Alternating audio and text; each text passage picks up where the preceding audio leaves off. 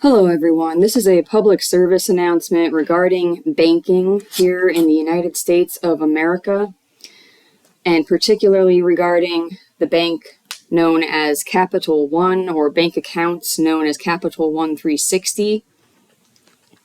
So today is Friday, September 15th, 2023. About a year ago, it might have been October of 2022. It was September or October, maybe October. There was some change that happened, and I came on here and I made a video about it then. So I originally had my account with ING Direct, and Capital One bought out ING, and I had what they called a overdraft line of credit on my checking account. And it was for $250, meaning that I could go into the negative up to $250, and all that would happen is they would charge me some interest. They would charge me like pennies, okay? Well, roughly a year ago, they forced me out of that overdraft line of credit and into a new overdraft, which was supposed to be the same up to negative $250, but they put this new stipulation on it that you had to have at least $200 deposited into your account for the last 3 months in a row, of 200, I think, or something like that. Okay, but there was also this legalese clause that basically said that, oh, well, we can change and do anything we want. We can change anything at any time, right? Now, about roughly a year later, I keep a checkbook, okay? I actually do keep a checkbook. I manage my finances. I keep a budget in Excel, okay? I'm very organized. I know not to go below negative $250 in my account. And yes, I have become accustomed over the last decade or more, however long I've had this, to depend on it when times get tough financially.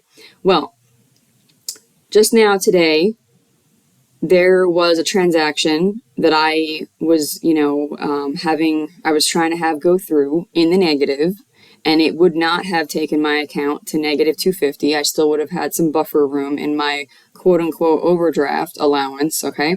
And the bank has declined the transaction. So I spoke to customer service, I escalated the call to a supervisor, and bottom line, I'm now being told, there's no guarantee. We cannot guarantee you that your transactions will go through if it's below zero. And I went back and forth with them several times. Doesn't that defeat the entire purpose of having a quote-unquote overdraft on your account? Well, we don't want people to depend on that, and it's really up to our discretion is pretty much what they're saying, okay? So I just thought I would do a public service announcement to make you aware that this is the kind of games that banks are playing now. And maybe this is happening in other countries, I don't know, but it's certainly happening here with Capital One in the USA.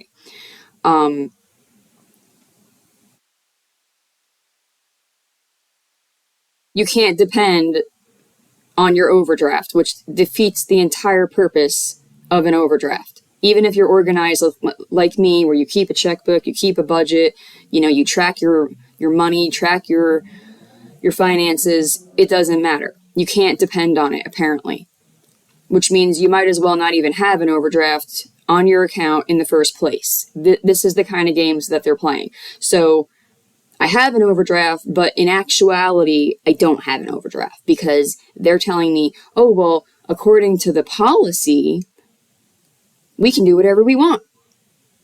And I took note of that last year, and I made sure to say that in the video that I made last year, and that's what they're doing now.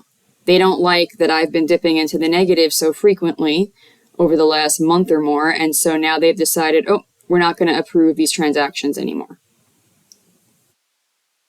So, if you are hitting your overdraft and all of a sudden your transactions aren't going through, you can't say that I didn't warn you. Okay, be aware, be warned. If you have an overdraft on your account, your bank may start playing these kinds of games with you as well. So I'm just giving you a heads up. I bless you all in the name of Yeshua, the Christ of Nazareth.